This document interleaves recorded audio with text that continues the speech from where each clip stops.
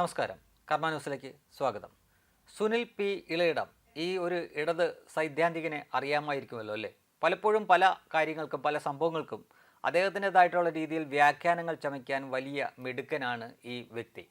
അദ്ദേഹം ഡോക്ടറാണ്. Doctor Sunil P Ilayidam എന്നാണ് അറിയപ്പെടുന്നത്. ഡോക്ടറേറ്റ് കിട്ടിയത് പിൻവാതിലൂടെയാണ് എന്ന് ഇടതുപക്ഷക്കാർ തന്നെ ആരോപിച്ചിട്ടുള്ള വ്യക്തിയുമാണ്. അങ്ങനെ എപ്പോഴൊക്കെ വാതുറന്ന് എന്തെങ്കിലുമൊക്കെ പറഞ്ഞിട്ടുണ്ടോ അപ്പോഴൊക്കെ അത് വിവാദമായിട്ടുണ്ട്. അദ്ദേഹത്തിൻ്റെ ഒരു പ്രത്യേകത എന്താണ് എന്ന് ചോദിച്ചു കഴിഞ്ഞാൽ, വിഡിതം വളരെ സരസമായിട്ട് പറഞ്ഞ് അവതരിപ്പിച്ച് ഏറ്റവും ഒടുവിൽ ഒരു ഇളിഫ്യ ചിരിയോടെ അവസാനിപ്പിക്കുന്നതാണ് അദ്ദേഹത്തിൻ്റെ ഒരു രീതി.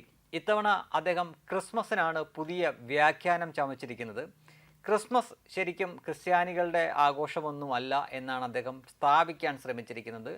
പണ്ട് ഇന്ത്യയിൽ ഹിന്ദുക്കൾ ആഘോഷിച്ചിരുന്ന സൂര്യോത്സവമാണ് പിന്നീട് ക്രിസ്മസായി മാറിയത് എന്നാണ് സുനിൽ പി ഇളയിടത്തിൻ്റെ കണ്ടുപിടുത്തം. ചിലരൊക്കെ അദ്ദേഹത്തിനെ പിന്താങ്ങുന്നുമുണ്ട്. എന്താണെന്ന് ചോദിച്ചു കഴിഞ്ഞാൽ, പണ്ട് കാലത്ത് ഇന്ത്യയിലുണ്ടായിരുന്ന സൂര്യോത്സവം പിന്നീട് ഇന്ത്യ പേർഷ്യ സംസ്കാരത്തിൻ്റെ ഭാഗമാവുകയും, അതായത് ഇപ്പോഴത്തെ ഇറാൻ പണ്ട് പേർഷ്യയായിരുന്നു, അപ്പോൾ അവർ ആ സൂര്യോത്സവത്തെ ആഘോഷിക്കുകയൊക്കെ ചെയ്തു. പിന്നെ അക്കാലത്ത് റോമ സാമ്രാജ്യം പേർഷ്യ ആക്രമിച്ച് കീഴടക്കിയപ്പോൾ ഈ സൂര്യോത്സവം എന്നത് റോമാക്കാർ അടിച്ചു മാറ്റി കൊണ്ടുപോവുകയും പിന്നീട് ഇത് ക്രിസ്മസായി മാറുകയാണ് ചെയ്തത് എന്നാണ് പറയുന്നത്. അല്ലാതെ ഇത് ക്രിസ്തുവിൻ്റെ ജന്മദിനമൊന്നുമല്ല എന്നാണ് സുനിൽ പി ഇളയിടം പറയുന്നത്. സാധാരണഗതിയിൽ അദ്ദേഹം ഹൈന്ദവരുടെ ആഘോഷങ്ങൾ, ആചാരങ്ങൾ തുടങ്ങിയ കാര്യങ്ങളിലാണ് വ്യാഖ്യാനങ്ങളൊക്കെ ചമയ്ക്കുന്നത്.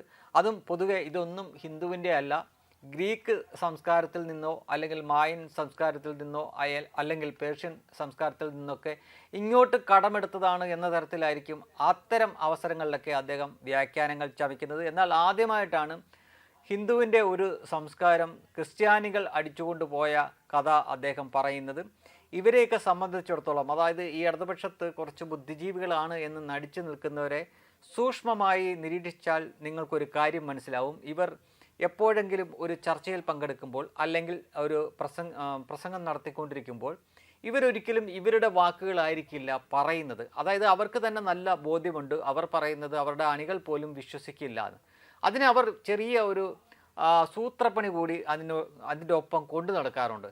നിങ്ങൾ ഇതുവരെ ശ്രദ്ധിച്ചിട്ടില്ലെങ്കിൽ ഇനി ശ്രദ്ധിക്കുക. M Swaraj, M B Rajesh, അതേപോലെ തന്നെ ഈ സുനിൽ പി ഇളയിടം തുടങ്ങിയവരൊക്കെ സ്ഥിരമായിട്ട് പ്രയോഗിക്കുന്ന ഒരു കൗശലമാണ്. അവർ ഇങ്ങനെ സംസാരിച്ചു വരും. അതിൻ്റെ കൂട്ടത്തിൽ 4 പേര് അറിയുന്ന ഏതെങ്കിലും എഴുത്തുകാരോ അല്ലെങ്കിൽ പഴയ ചരിത്രകാരന്മാരോ അല്ലെങ്കിൽ പ്രശസ്തരായിട്ടുള്ള മറ്റേതെങ്കിലും വ്യക്തികളുടെ വാചകങ്ങൾ അവർ കോട്ട് ചെയ്യും, ഉദ്ധരിക്കും. അല്ലെങ്കിൽ പഴയ പുസ്തകങ്ങൾ, അല്ലെങ്കിൽ സാധാരണഗതിയിൽ ആളുകൾ വായിക്കാൻ സാധ്യത കുറവുള്ള ഏതെങ്കിലും ഒരു പുസ്തകത്തിൻ്റെ പേര് പറഞ്ഞിട്ട് അതിൽ ഇത്രാമത്തെ പേജിൽ ഇത്രാമത്തെ ഉദ്ധരണിയാണ് എന്നൊക്കെ പറഞ്ഞിട്ട് അവിടുന്ന് ഒരു വാചകം എടുത്തിട്ട് അതാദ്യം അങ്ങോട്ട് അടിച്ചുവിടും. അതിനുശേഷമാണ് അയാൾക്ക് പറയാനുള്ള കാര്യങ്ങൾ പറയുന്നത്. അപ്പോൾ കേട്ടുകൊണ്ടിരിക്കുന്ന ആളുകൾ വിചാരിക്കും ഏതോ ഒരു മഹാൻ പറഞ്ഞിട്ടുള്ള കാര്യമാണ്, സത്യമായിരിക്കും. എന്നിട്ടാണ് ബാക്കി ഇവർക്ക് പറയാനുള്ള കാര്യങ്ങൾ പറയുന്നത്. അപ്പോൾ അവർക്ക് തന്നെ നല്ല ബോധ്യമുണ്ട് അവർ പറയുന്നത് അവരുടെ അണികൾ പോലും വിശ്വസിക്കില്ലെന്ന്. ഇത് 100ക്ക് 100 ഏത് പ്രസംഗമാണെങ്കിലും ഏത് ചർച്ചയാണെങ്കിലും പ്രയോഗിക്കുന്ന ഒരു വ്യക്തിയാണ് എം സ്വരാജ് എന്ന വ്യക്തി. അദ്ദേഹം സ്ഥിരമായിട്ട് ഷേക്സ്പിയറെ ഉദ്ധരിക്കാറുണ്ട്, അല്ലെങ്കിൽ ഏതെങ്കിലും ലാറ്റിൻ അമേരിക്കൻ പുസ്തകങ്ങളെ ഉദ്ധരിക്കാറുണ്ട്, അല്ലെങ്കിൽ പഴയ അവരുടെ സ്വാഭാവികമായിട്ടും അവരുടെ അണികളൊന്നും അധികം വായിക്കാൻ സാധ്യതയില്ലാത്ത, ഒന്നാമതേ വായനാശീലം അവർക്ക് കുറച്ച് കുറവാണ്, അങ്ങനെയുള്ള ഏതെങ്കിലും പുസ്തകത്തിൽ നിന്നോ ഏതെങ്കിലും ചരിത്രകാരനോ അല്ലെങ്കിൽ എഴുത്തുകാരൻ്റെയൊക്കെ വാചകങ്ങൾ എടുത്തു വെച്ചിട്ട് ആദ്യം അതങ്ങോട്ട് പറയും. അതിനുശേഷമാണ് അവർ പറയാനുള്ള കാര്യങ്ങൾ പറയുന്നത്. അപ്പോൾ അവർക്ക് പറയാനുള്ള കാര്യങ്ങളിൽ കേൾക്കുന്നവർക്ക് എന്തോ വിശ്വാസം വരും. കാരണം ഇതൊന്നും ഇവർ പറഞ്ഞിട്ടുള്ളതല്ലോ, ആരോ അറിവുള്ള ആളുകൾ പറഞ്ഞിട്ടുള്ളതാണല്ലോ. അതിനുശേഷമേ ഇവർ പറയാറുള്ളൂ. അവർക്ക് നല്ല ബോധ്യമുണ്ട്, അല്ലാതെ അവർ പറഞ്ഞാൽ ഒരു മനുഷ്യനും വിശ്വസിക്കില്ലെന്ന്. അതുതന്നെയാണ് ഇവിടെ സുനിൽ പി ഇളയിടവും അടിച്ചുവിട്ടിരിക്കുന്നത്. കുറേ ആളുകൾ പറയുന്നുണ്ട് അത് ശരിയാണ് എന്ന് പറയുന്നുണ്ട്. എന്നാലും ഇതുവരെ മറ്റ് ആരും അല്ലെങ്കിൽ ഭൂരിപക്ഷം ആളുകൾക്കൊന്നും അറിയാത്തൊരു പുതിയ കഥയാണ് ക്രിസ്മസിനെ പറ്റിയുള്ളത്. പുതിയ കഥയാണ് അയാൾ അടിച്ചുവിടുന്നത് എന്ന് തന്നെ പറയാൻ സാധിക്കും. ഇവിടെ നിന്നൊരു ആഘോഷം പേർഷ്യയിലേക്ക് പോകുന്നു, പിന്നെ അവരുടെ കൂടെ ആഘോഷമാവുന്നു. അപ്പോൾ റോമ സാമ്രാജ്യം പേർഷ്യ കീഴടക്കുന്ന സമയത്ത് അത് അവരുടെ കൂടെ ആവുന്നു, പിന്നീട് അത് ക്രിസ്മസായി മാറുന്നു. അത് നിങ്ങളുടെ മാത്രം ആഘോഷമല്ല, അത് മനുഷ്യ വംശത്തിൻ്റെ ആഘോഷമാണ്. ഒരു വൃത്തം പൂർത്തിയാക്കി കറങ്ങിത്തിരിഞ്ഞ് വന്നത് കണ്ടോ തുടങ്ങിയ രീതിയിൽ എന്തിനാ ഇങ്ങനെയൊക്കെ സംസാരിച്ച് വന്നിട്ട് ഒരു എളിയ ചിരിയൊക്കെ ചിരിക്കും പുള്ളി. അത് പുള്ളിയുടെ ഒരു രീതിയാണ്. സാധാരണഗതിയിൽ ഒരു BGM ഒക്കെ ഇട്ടിട്ടാണ് അയാൾ പ്രസംഗിക്കാറുള്ളത്. പക്ഷേ എന്നൊക്കെ പറഞ്ഞെന്ന് പറഞ്ഞാൽ ആൾ ഇടതുപക്ഷക്കാരനാണ് എന്ന് പറയുമ്പോൾ തന്നെ നമുക്കറിയാം ഉടായിപ്പായിരിക്കുമെന്ന്.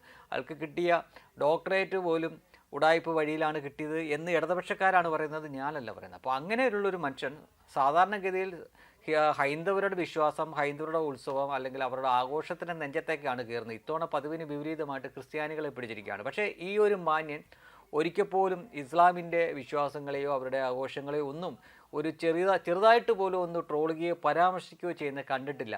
അങ്ങനെ എപ്പോഴെങ്കിലും ഒന്ന് പരാമർശിച്ചിരുന്നെങ്കിൽ ഇങ്ങേരുടെ മൈക്കിന് മുന്നിലുള്ള ഈ അഭ്യാസത്തിന് അന്ന് തീരുമാനമാകുമായിരുന്നു എന്നാണ് ചില ഇദ്ദേഹത്തെ എതിർക്കുന്നവരും അല്ലെങ്കിൽ അനുകൂലിക്കുന്നവരും ഒക്കെ പറയുന്നത്. പക്ഷേ ഇന്ന് വരെയും അതിന് തയ്യാറായിട്ടില്ല. ഒരിക്കൽ ഹിന്ദുത്വ രാഷ്ട്രീയത്തെക്കാൾ നല്ലത് പൊളിറ്റിക്കൽ ഇസ്ലാമിനോട് ഐക്യപ്പെടുന്നതാണ് എന്ന് വരെ പറഞ്ഞു വെച്ചിട്ടുള്ള മുതലാണ് ഈ സുനിൽ പി ഇളയിടം. അപ്പോൾ ഇയാളിൽ നിന്നൊക്കെ ഇതൊക്കെ എപ്പോഴും പ്രതീക്ഷിക്കാവുന്നതാണ്.